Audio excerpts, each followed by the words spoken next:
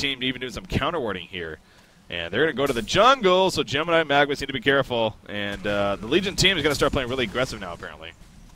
Yeah, of course, and they should. I mean, there's very, very little vision up on the Hellborn team. They only have a ward here at the bottom rune, and that is it. They were able to counter a ward in the mid lane, actually, right where their ward of sight was, placed by RG Tiger. So this is looking really, really grim, actually, for Impunity.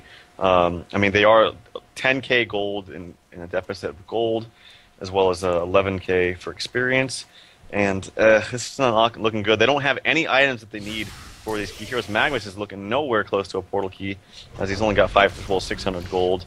And this Valkyrie is just, his farm is so low. Magnus Valkyrie lane, and that kind of also attributes to the little nerf that happened on the arrow. It's just not the lane that it used to once be. Yeah. You really have to have another hero there, and I just really wish that Glacius had stayed bottom. It would have drastically changed how this game is going on right now.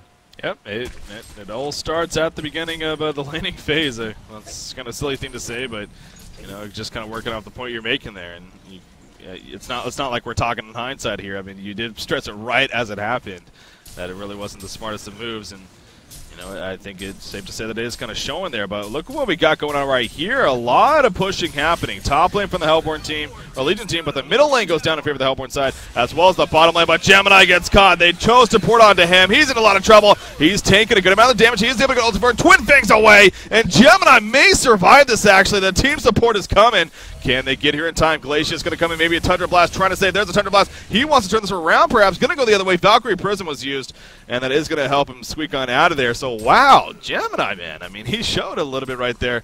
Even in his split form, I mean, he tanked a lot of damage that came out from the Legion side. Now, they did get the top tower, but it's good that Gemini survived at least.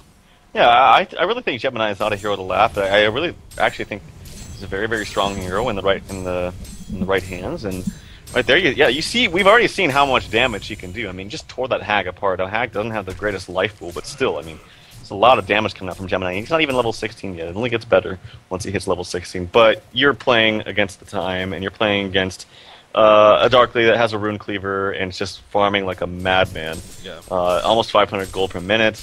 It's just going to get worse and worse. Dark Lady is one of the hardest carries in the game. It's going to be really, really hard for Impunity to bounce back in this game. Yeah, it seems like a story we see time and time again here in the competitive HoN scene, at least these last couple of months. But Dark Lady, she gets that Rune Cleaver, it just starts to take off, and before you know it, the game is just, or specifically Dark Lady, is just way too powerful to the point that she'll just take over for the team. And you know, it is looking like for FiT, it could very likely get to that point again. So we'll see what our Hellborn team has up their sleeves. We keep focusing on the Gemini, but again, the supporting cast just is simply put not there. Valkyrie does have 2,800 gold saved up, mind you. Off to the side, actually, Pharaoh comes in. Glacius got picked off initially, though, as Pharaoh gets off the mummy wall. In the background, though, Dark Lady jumps in with those Dark Blades, slicing and dicing through Magnus, who did absolutely nothing in that fight. Valkyrie just sitting back, doing whatever he can. You see Gemini with the split up. He's just trying to maybe get anything going here, but they jump back in onto him, and Gemini will fall to the ground. So I think right there kind of gives you an idea of just really the power of Dark Lady and really as a team for FiT. They just look like they're a little bit too strong right now. Yeah, I mean, this is why Dark Lady is regarded as among, you know, probably the best hero in the game. It's not to discredit Jonathan Fan. It's a very easy hero to play, and it bounces back very easily once you get the core items on her. She lanes extremely well. Actually, she's diving in quite a bit. Mirax is able to follow up with an initiation. The Chainsaw Massacre coming out. Very little mana left. A Bad Blast coming out solo Glacius, but he's popping that for 515 damage. Yeah. And Magnus able to stun, but just a little too late. And they're going to push these bottom racks, and they're going to fall. They're now 22k gold lead, 21 experience lead. I wouldn't be surprised if we saw GG's coming out. Yeah, it's clearly just at a point of really no return here for Impunity. Obviously, the only thing maybe holding them back again. This is game 3 here in this best of 3, so might as well try to give any last bit of hope left. But really FiT, it just seems like they could just keep sticking together as a team now and just pushing together, and there's not much that our Hellborn side can do. I mean, you mentioned just Dark Lady alone in general is a hero, but those Dark Blades, especially against a hero like Gemini, could just really screw him up in terms of having him be useful. And now Valkyrie, so she saves up all that gold. She just straight up goes for a Slayer, actually. Right after, of course, she's had her Steam Boots and Power Supply for a little bit, but again, very small farm on her, but she manages to farm a Slayer at least. So we think it would eventually be a Savage Mace, but it's a little bit interesting first choice item there at least. But hey, I mean, that would help, but probably just a little bit too late. Obviously, Magma's Portal Key would also be very, very helpful here, but he's not really too nearby. Now, Conqueror going down quickly. Magnus may try to steal this. If you get there in time, he stuns in, actually, but it is picked up by Dark Liddy, and that's going to guarantee the death on him. Now, they got the kill in the front lines on the actually Demented Shaman, but Gemini now trying to get away. You see Pharaoh as well. Miraxis in the midst of it, puts the stun out, and Gemini completely locked down. Those Dark Blades just too powerful. Slice him up, and just kills are happening like crazy. Hat trick picked up by Probusk right there.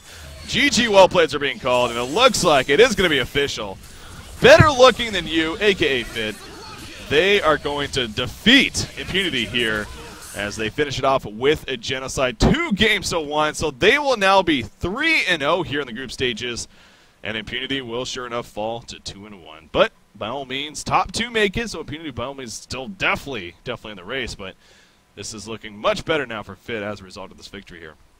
Yeah, that was the team. That was the FiT team I was talking about when I said that they were an upcoming team. But yeah. I did also say that they're a team that kind of has their ups and downs. They have their really, really good moments where they look just like an absolute top team, and they have those other moments where it's like, I don't know what you guys are thinking. Kind of like last game, or game 2. What seemed like a very, very easy game for them to win, but for some reason just slipped through their fingers. And, well, there was a number of reasons, but we won't go back into that. But yeah, their lineup this game was very, very strong. The Demented Shaman, Panny actually played a very, very good Demented Shaman in that game, despite him hoarding that gold at the beginning, but it wasn't that big of a deal. Gemini, very, very good hero. I think he was played very well. I think Lady Ricardo knew exactly what he needed to do with that hero. He knows the potential of that hero, but again, it just all comes down to the bottom lane. And for better or for worse, Honen's game, it's really decided in the laning phase. That's probably the most important part of the game. And if you start losing that laning phase, no matter what the lineup is, a smart team can steamroll you from a good start of the laning phase. And unfortunately, you know, they wanted the Glaciers to go mid to prevent any kind of farm coming out for the Dark Lady, but that's the thing about Dark Lady. It doesn't matter if there's a 2-on-2 action, doesn't mean it matter if she's 1-on-3. She's still going to farm, especially in the mid lane, where she can always have the lane bounce back and forth like it always does. And, you know, the Taint Soul on top of the Hatchet, it's very easy for that hero to farm in any circumstances, which is why it doesn't matter that the Glaciers comes to that mid lane. So, yeah, you talked about it right as it happened, so again, it wasn't by any means just a knee-jerk, like, well, hindsight deal. I mean, it's pretty clear that, you know, maybe that wasn't the smartest adjustment early on, and it goes to show you just, you know, how that can definitely affect a game. As you put it, too, you know, big shout-out to Lady Ricardo specifically. Trying the Gemini, did so well with it, actually, but his team, you know, the support just in the end wasn't there, and a lot of that did have to do with that bottom lane not doing as well as they really could have because of the circumstances. But at the same token, you know, FiT, they obviously played it very well themselves, and despite making some poor decisions there in game number 2 at least, and both in game 1 and then, of course, now in game 3, they made the good decisions, and as a result, they won the series 2 games to 1. So big congratulations to them, and once again, on that note, I actually got in contact with Panny, and I'm going to go ahead and give him another call real quickly because I'm going to come back on and let us know, you know, what he thinks about the series finishing right there.